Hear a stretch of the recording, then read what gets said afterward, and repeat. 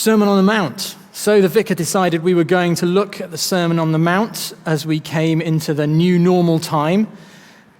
And then when I was doing the rota, I got to this passage and I thought, really, I should give this to myself. Normally, I'm going to confess, I give it to Kerry. Thanks, Kerry. You always do an awesome job. But I thought it was probably best I took this one myself this time, because this is really 3 very difficult subjects. And I don't know if you connect with all of them or with just some of them. But I think that Jesus is at some of his most challenging in this passage. And this morning's big idea, as we look at these 3 things, is this: that Jesus not only calls us to live a life that is different to those around us, but that he lived that life first and calls us to follow him. That Jesus not only called us to live a life different to those around us, but that he lived that life first and calls us to follow him. So the passage can be split into 3 main sections on the jovial subjects of committing adultery, divorce, and taking the Lord's name in vain. As I've said, difficult subjects. And as I want to pick up, actually, from where Fiona was last week, she pointed out to us that one of the things about Jesus' Sermon on the Mount was that he didn't just want the people who were listening to know God's law and to follow God's law. He said he had come to fulfill God's law, and that also that he took it further. And that was true about anger that we looked at with Fiona last week, but it's also true about each of these sections. You've heard it said, "You shall not commit adultery." He quotes the Old Testament, but then he takes it further. "But I tell you that anyone who looks at a woman or a man lustfully has already committed adultery with them in their heart." Deeply challenging words.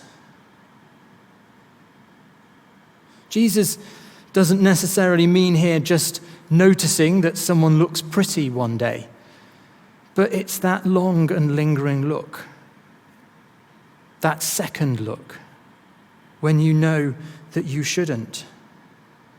Something that I'm sure is familiar to most of us, at least some of the time. Then with divorce, he again moves back to the Old Testament. It has been said that anyone who divorces his wife must give her a certificate of divorce. But then he takes it further. "But I tell you that anyone who divorces their wife, except for sexual immorality, makes her a victim of adultery, and anyone who marries a divorced woman commits adultery." These are really challenging words in our times, but they were challenging, possibly even more so, to Jesus' listeners. It was fairly common for men to simply decide they didn't want to be married to a certain woman anymore and just write her a certificate and give it to her, leaving her unable to support herself, unable to live, to work, and as a social outcast. Jesus calls his disciples to go further. And then the third section, where Jesus says, "Again, you have heard it said to the people long ago, 'Do not break your oath, but fulfill to the Lord the oaths that you have made.'" And Jesus is probably also here referring to the second commandment about taking the Lord's name in vain, because he goes on to say, "But I tell you, do not swear an oath at all, either by heaven, for it is God's throne, or by earth, for it is his footstool, or by Jerusalem, for it is the great city, it's the city of the great King. And do not swear by your heads, for you cannot make even one hair white or black. Let your yes be yes and your no be no." Take it to the next level. Go beyond. And that in itself is really challenging to us. Because often when we're presented with challenging words like this, our response is, yes, but what can I get away with?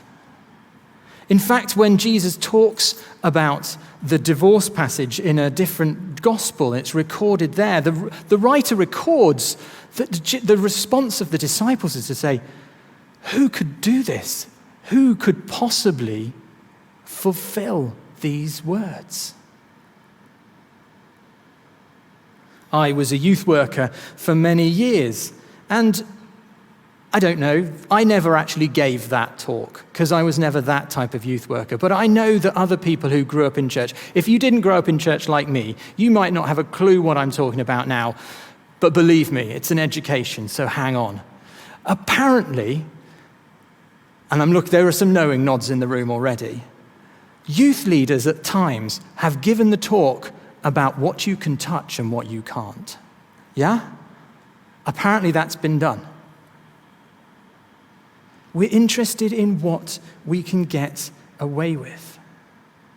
And that's not the point here. Jesus isn't trying to give us rules so we know when we fall short or when we succeed. He's not going to give us the rules for the game so we know what we can get away with. I was much more the kind of youth leader who would play games, and I'd tell them the rules, and then they'd go, but can we do this? Or can we do this? And I'd be like, no, I've told you the rules. Don't mess with me. We love to know what we can get away with. Well, if we can't commit adultery and we shouldn't even look, how long is a lingering stare? Is 2 seconds all right? Or is 3 too much? When it comes to divorce, Jesus says in this passage that it's except for sexual immorality. But then we want to know, but what about other situations that Jesus didn't mention? Is it okay to be divorced then, or here, or this, or now? And finally, I think this is illustrated best by Jesus himself when he's talking about keeping oaths. He even preempts what his listeners are thinking. And he says to them, not by heaven, because it's God's throne. Well, could we swear by the earth then? No, not by the earth, because it's God's footstool. Well, surely Jerusalem is fine. No, not by the city of our great King. Okay, well, me, surely I can swear on my own head. And Jesus says no, because you cannot even make one hair white or black. Simply your yes be yes, and your no be no.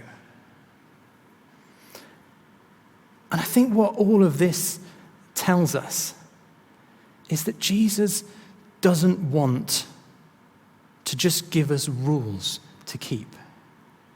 Yes, he expects us to live lives that are different to those around us. He expects us to follow him. But he doesn't think that's going to happen simply by giving us a list of rules and wagging his finger and saying, you better do it. I thought of something I wasn't going to say then, so I'm going to, or I'll spank you, which wasn't quite what I was going to say in my head. So you got the sanitized version. I apologize for my potty mouth. Because I've said it before in the last 4 weeks, and I imagine I'm going to say it again and again and again until we're finished in the Sermon on the Mount. Our human response to these passages often falls into one of two categories. It's either pride. I never do that. Oh, and you won't catch me doing that. I'm all right on that one. Tick. Or it falls into condemnation. The fact that we know that we have fallen short and we feel condemned.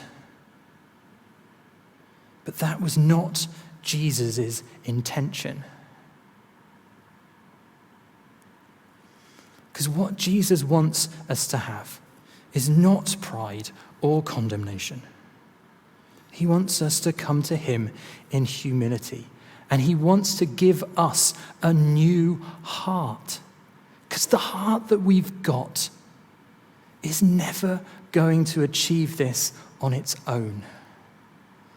The heart that you and I were born with is always going to go astray.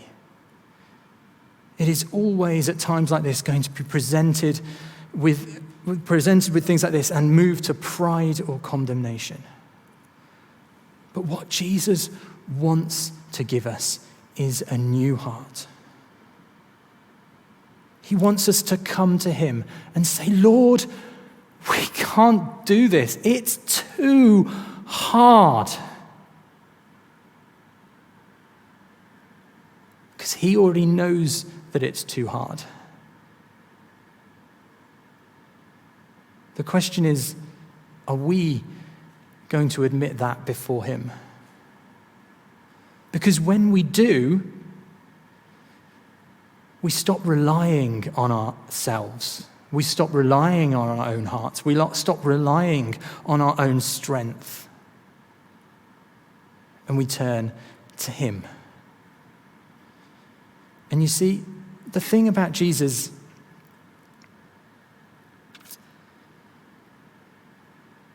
is that he has already died so that we might be set free.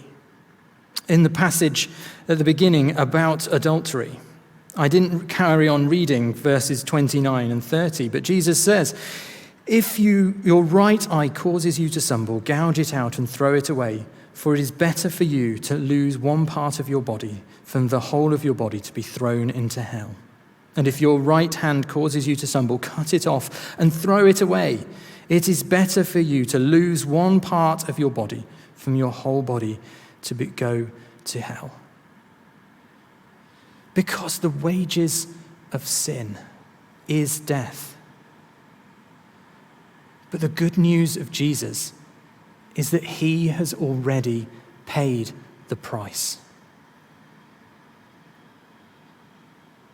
If your right eye causes you to stumble, turn to Jesus, because he already hung on a cross for you. If your right hand causes you to stumble, turn to Jesus, because he already died for you, so that you don't have to.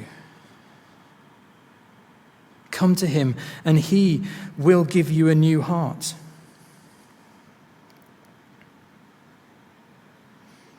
We can say the same about the passages about divorce and oaths as well.